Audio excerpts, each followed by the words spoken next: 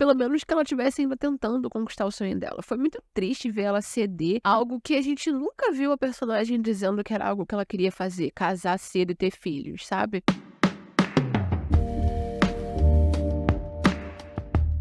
Eu sou a Thay e esse é o A Thay Te Conta. Tá chovendo bastante, tá frio pra caramba no Rio de Janeiro e a luz não tá muito legal, mas é o que temos. Gilmore Girls é uma série super aclamada, assim, internacionalmente. Eu acho que é uma das séries que, depois que foi colocada na Netflix, teve um dos maiores booms de crescimento e fãs ao redor do mundo. Ela consegue enquadrar uma gama de fãs, de pessoas diferentes, muito grande. Eu acredito que seja porque, além do plot central ser muito interessante, aquele relacionamento mãe e filha, que é algo muito fácil de você se identificar, ela também tem muitos personagens diversos que, além de serem engraçados, cada um tem uma singularidade que também faz a gente se identificar. E um desses personagens que todo mundo amava muito é a Lainey. Enquanto vários outros personagens da série tiveram a oportunidade de florescer, de crescer, de se desenvolver, a Lainey não teve essa chance na série, nem ao longo das 7 temporadas, nem no revival que fizeram em 2016. Ela era a roqueira rebelde de Stars Hollow, a cidade fictícia onde a série se passa, e teve um final super decepcionante. Então, como eu falei, recentemente mais e mais pessoas foram redescobrindo ou reassistindo essa série depois que a Netflix colocou no catálogo. E aí essa discussão sobre como aconteceu um péssimo desenvolvimento da personagem e, sinceramente, como ela merecia muito mais. A Lainey era filha de pais imigrantes coreanos muito, muito rígidos e muito, muito religiosos. E, tendo eu crescido com uma mãe não imigrante, porém muito rígida e muito religiosa, ela era uma personagem que eu me identificava muito assistindo a série. Muito mais do que a Rory. A criação da Lainey foi muito mais parecida com a minha. Então eu tinha um apego muito grande a essa personagem. E ela amava a música, mas não os hinos gospel que a mãe dela queria que ela cantasse. Ela amava rock and roll. O que você tem que levar em consideração que a série foi lançada em 2000, então uma menina amar rock and roll naquela época era super cool, tá? Super diferentona, super rebelde. Porém, a mãe da Lainey, a Mrs. Kim, ela tinha regras, ideias muito, muito, muito rígidas sobre como você, como uma menina, deveria se comportar. Por causa disso, a Lainey basicamente vivia uma vida dupla, né? Ela era a filha super comportada, super obediente da Mrs. Kim, fazia tudo que a mãe dela queria, respeitava os horários, as regras da mãe, etc. Mas, quando ela não estava perto da mãe, ela era uma pessoa completamente diferente, ela se vestia de maneira diferente, ela ouvia todas as músicas que ela queria e conversava sobre filmes, músicas e todo tipo de assunto que a mãe dela não permitia que ela falasse, assistisse, etc., consumisse, né? Mas uma coisa que eu acho ainda, né, que eles retratavam de uma maneira muito interessante da criação e da vida da Lainey, é que, ao contrário de muitos adolescentes rebeldes, principalmente, que eram retratados na televisão, né, nas séries na época, a Lainey, ela não necessariamente se rebelava contra a mãe, ela se rebelava escondido da mãe, ou seja, ela não brigava com a mãe, ela não discutia com a mãe, ela desobedecia as regras da mãe, mas não a ponto da mãe descobrir, né, vamos dizer assim, e não tinha esse atrito entre elas, ela respeitava bastante tudo que a mãe dela dizia, tudo que a mãe dela mandava ela fazer, e ela fazia as coisas que ela queria distante da mãe, tipo, escondido da mãe, então que os olhos veem e o coração não sente. Então, o que eu consigo tirar, o resumo disso, é que, apesar da Lainey se sentir super sufocada pela mãe, ela amava muito a mãe, né? Ela respeitava a mãe. Porém, ela não queria viver aquela vida enclausurada dentro da jaula que a mãe dela criou. E isso é muito bonito na série, porque mostra pra gente que, além do fato da Lainey não guardar um rancor da mãe por tudo que a mãe dela não permite ela fazer e por todas as experiências que ela não pôde ter, a gente também vê que, mesmo com toda a rigidez, com todo esse comportamento super autoritário, a Mrs. Kim tem uma crença de que tudo que ela faz é pra proteger a filha, é pro bem dela, pra felicidade dela. Então, mesmo que os métodos dela sejam errados, a motivação por trás não é ruim. Embora em alguns momentos a gente poderia considerar que o comportamento dela é um pouco abusivo. Quando ela bota a Lane de castigo, ela não pode ir pra escola e fica estudando em casa, ou quando ela vai naqueles surtos de comida e ele tem que comer aquela mesma coisa por semanas, mas enfim. Em geral, o que a série tenta demonstrar é que, no fundo, a Mrs. Kim tem um bom coração, ela só tem uma criação diferente, ideias diferentes de como você deve criar sua filha e se comportar sendo uma mulher no mundo. Ela é muito arcaica. paranoica. Foi esse misto de bondade com rebelião da Lane que me fez amar muito a personagem. Eu acredito que fez todo mundo amar muito a personagem. Ela é o tipo de personagem que toda vez que eu vejo uma discussão sobre Gilmore Girls, eu não vejo ninguém falando mal na Lane e todo mundo ama ela. Eventualmente, a Lane percebe que o amor dela por música não vai só na fase de querer ouvir música, ela quer começar a fazer música. Ela, tipo, começa a aprender a tocar bateria escondido na loja da Sophie. Ela eventualmente entra pra uma banda. E isso vai fazendo com que ela consiga construir uma identidade, né, sólida pra ela, separada daquela identidade de filha perfeita, de quem a mãe dela quer que ela seja. E ela vai conseguindo ter mais felicidade, mais autoconfiança. Ela acaba se apaixonando pelo Dave, que é um dos membros da banda dela. E dessa vez, ao contrário das outras vezes que ela gostou de um menino, ela consegue ter mais coragem em dizer que gosta do menino e acaba meio que tendo um relacionamento com ele. E ele é um personagem super interessante também. Primeiro porque ele compartilha todo o amor nerd que a Lane tem por música, mas também porque ele não se assusta com a rigidez da mãe dela. É muito fofo a relação dos dois. E foi muito, muito triste que a gente não pôde ver o relacionamento deles se desenvolvendo mais e mais, porque, né, o Adam Brody, que era o personagem que interpretava o Dave, foi escalado pra DLC. Não que eu odeie que ele tenha sido escalado pra DLC, porque eu amo DLC também, mas enfim. E aí ele começou a fazer o set em DLC e saiu de Gilmore Girls, e é por isso que eles falam que ele foi fazer faculdade na Califórnia, tipo um easter egg. Eu sempre penso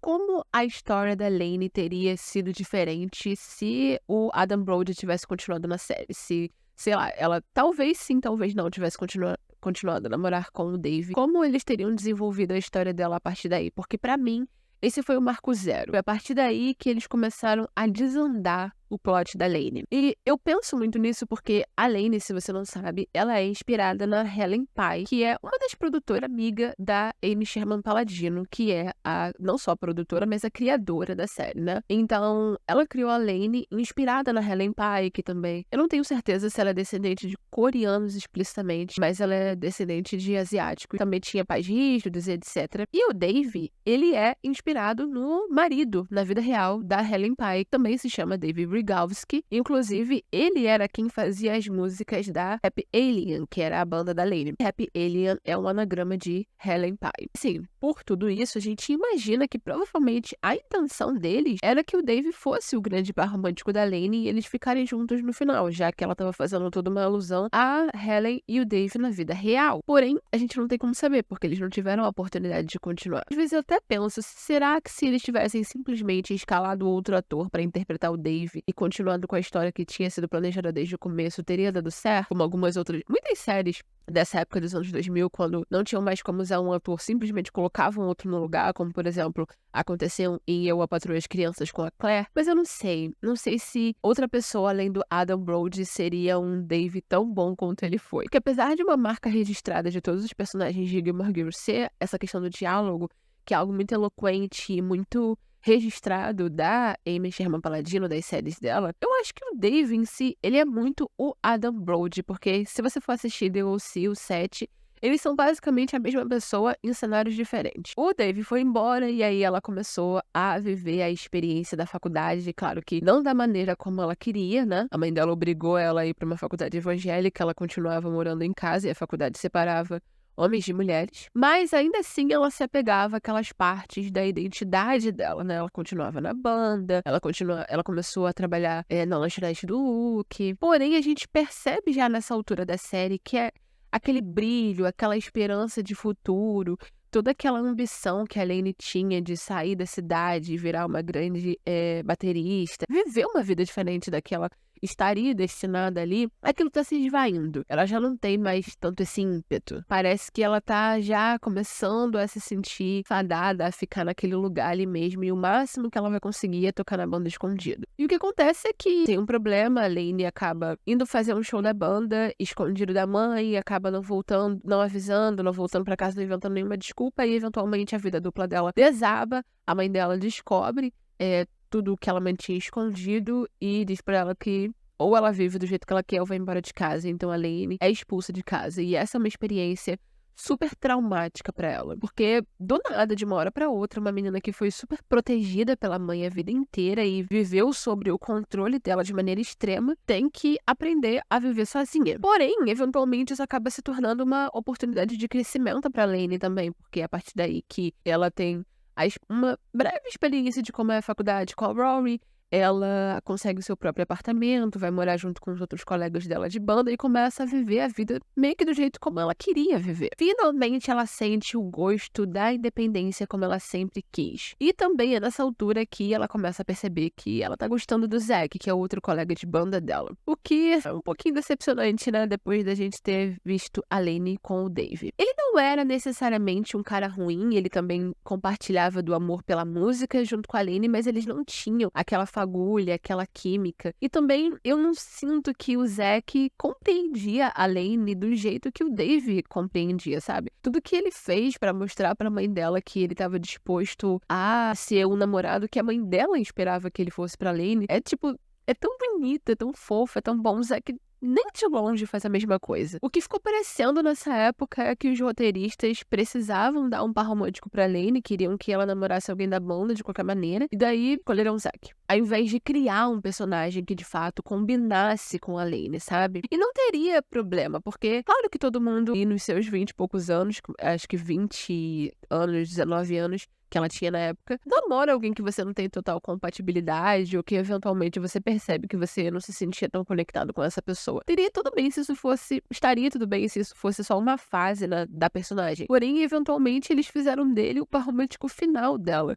Não faz nenhum sentido. Ver a Lane ficando com o Zack acaba sendo o padrão que a vida da personagem vai seguindo a partir dali. A Lane acabou nunca conseguindo ter a chance de explorar todas as opções dela, sabe? Nem na carreira, nem na vida amorosa, nem na vida dela em si. Tinha sido tão legal ver a Lane crescendo até ali, se desenvolvendo. Não chegando exatamente onde ela queria chegar, passando por obstáculos, mas tudo bem, isso era a realidade da vida adulta. Não ter conseguido sair da cidade, fazer faculdade, é extremamente irrealista, não era tão ruim ver ela assim, mas pelo menos que ela estivesse ainda tentando conquistar o sonho dela. Foi muito triste ver ela ceder a algo que a gente nunca viu a personagem dizendo que era algo que ela queria fazer, casar cedo e ter filhos, sabe? E ela não só se casou com apenas 21 anos, como ficou grávida logo na lua de mel, na primeira vez que ela fez sexo. Só deixando claro que ficar grávida ou se casar não é uma experiência decepcionante se é aquilo que você quer fazer. O problema é que até ali a série nunca mostrou que era algo que a Lane queria pra vida dela. Ficou parecendo que ela foi forçada a isso, que ela ficou fadada a esse destino, e não que era algo que ela almejava, que fazia ela se sentir completa e trazia felicidade pra vida dela. Ela mal começou a viver uma vida, ela nem saiu da cidade. É muito triste aquela cena onde ela fala pro Zack que ela teve um breve momento de liberdade, onde ela pôde respirar, e aí agora ela tava grávida e ela era só uma mãe de novo. Essa cena parte meu coração. E além disso tudo, eu acho que o que torna pior tudo que eles fizeram com a Lane é que as experiências que ela tinha ali nas primeiras temporadas da série, né, ela ainda como adolescente, elas refletiam muito as experiências de adolescentes imigrantes da época.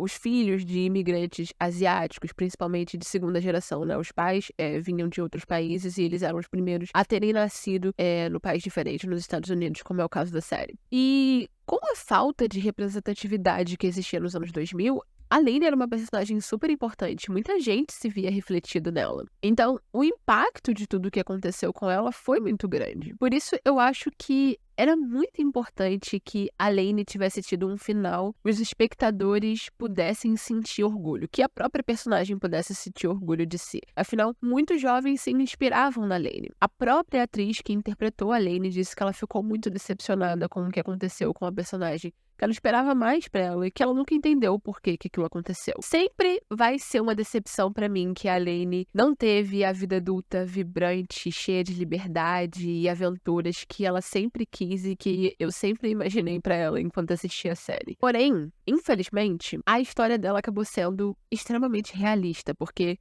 é muito incomum que pessoas de cidade pequena que vivem ali na classe média, principalmente filhos de imigrantes, saiam dessa cidade pequena lá nos Estados Unidos. Até mesmo aqui, é ainda mais comum que principalmente meninas que tenham crescido num lar super rígido, super controlador e religioso, que acabem se casando cedo. Porque o casamento acaba sendo uma forma de liberdade, uma forma de fugir desse lar controlador. E aí quase sempre essas meninas também acabam engravidando cedo. Então, infelizmente, a Lane, ao invés de uma super história de inspiração, acabou sendo tipo uma reflexão do que acontece. Eu queria mais, eu esperava muito mais pra essa personagem. Eu nunca vou perdoar a Amy Sherman Palladino por ter feito isso com ela. Então é isso. Comenta pra mim aqui o que você esperava que tivesse acontecido com a Lane. Qual é o plot perfeito que você escreveria pra ela, que seria justo e que a personagem merecia. Se você gostou desse vídeo, já deixa um like, porque me ajuda muito. Não esquece de se inscrever no canal e ativar as notificações pra não perder quando sair vídeo novo. Eu tento postar vídeo novo toda quinta-feira. Um beijo e até o próximo vídeo, onde eu quase certamente talvez fale de Gilmore Girls de novo.